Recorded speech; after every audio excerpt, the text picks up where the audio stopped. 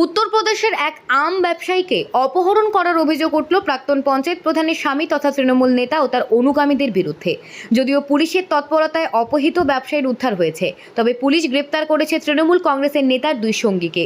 তৃণমূল কংগ্রেস নেতা জাহাঙ্গীর আলম ওরফে ফিটুকে গ্রেপ্তার করতে পারেনি পুলিশ। পরিস্থিতি বেগতিক দেখে গা ঢাকা দিয়েছে ওই তৃণমূল কংগ্রেস নেতা জাহাঙ্গীর আলম। ঘটনাটি ঘটেছে পুরাতন মালদার মহিষবাথানি গ্রাম পঞ্চায়েতের বলরামপুর এলাকায়। গতকাল উত্তরপ্রদেশের বালিয়া জেলার জায়দপুর থেকে মালদাতে আম কিনতে আসেন শশীকান্ত পাণ্ডে। মালদা থানার ৮ মাইল এলাকায় এক বিক্রেতার কাছে যান আমের দরদাম করতে। এরপরে তৃণমূল কংগ্রেস নেতা জাহাঙ্গীর আলম ও তার দলবল এই ব্যবসায়ীকে অপহরণ করে বলে অভিযোগ। ঘটনার খবর পেয়ে মালদা থানার পুলিশ তদন্ত শুরু করে। পুলিশের তৎপরতায় বৃহস্পতিবার সকালে অপহৃত আম ব্যবসায়ী শশীকান্ত পাণ্ডেকে এক গোপন ডেরা থেকে উদ্ধার করে পুলিশ। মালদা থানায় লিখিত অভিযোগ দায়ের করেন উদ্ধার হয়ে ব্যবসায়ী। তার অভিযোগের ভিত্তিতে অপহরণকাণ্ডে তৃণমূল কংগ্রেসের নেতার দুই সহযোগীকে গ্রেপ্তার করে পুলিশ। ধৃত দুজনকে আজ মালদা জেলা আদালতে তুলেছে মালদা থানার পুলিশ। ঘটনায় তীব্র শাসক দলকে কটাক্ষ বিজেপি সাংসদ খগেন মুর্মুর। জাহাঙ্গীর আলম নামে ওই তৃণমূল নেতার সমস্ত অভিযোগ অস্বীকার করে তার বিরুদ্ধে মিথ্যে মামলা করা হয়েছে বলে দাবি করেছেন। এখনও পর্যন্ত জেলা তৃণমূল নেতৃত্বের কোনো প্রতিক্রিয়া পাওয়া যায়নি। তৃণমূল কংগ্রেস তো এইভাবেই রাজ্য জুড়েই সমস্ত মানুষের উপরে যেভাবে ওরা অত্যাচার জুলুম করছে, আমাদের রাজ্যের মানুষ তো হচ্ছে নাস্তানাবুদ হয়েছে।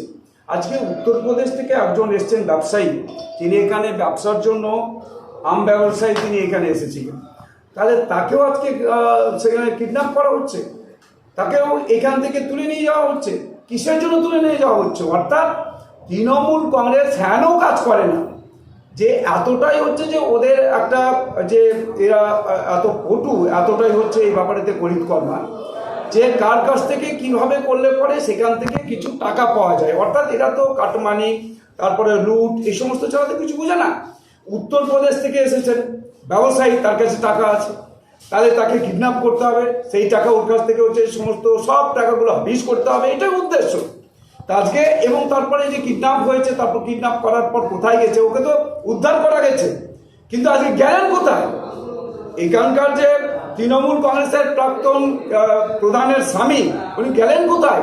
কেন তিনি পালিয়ে আছেন? এখন কিন্তু তিনি কেন ফেরার হয়ে আছেন?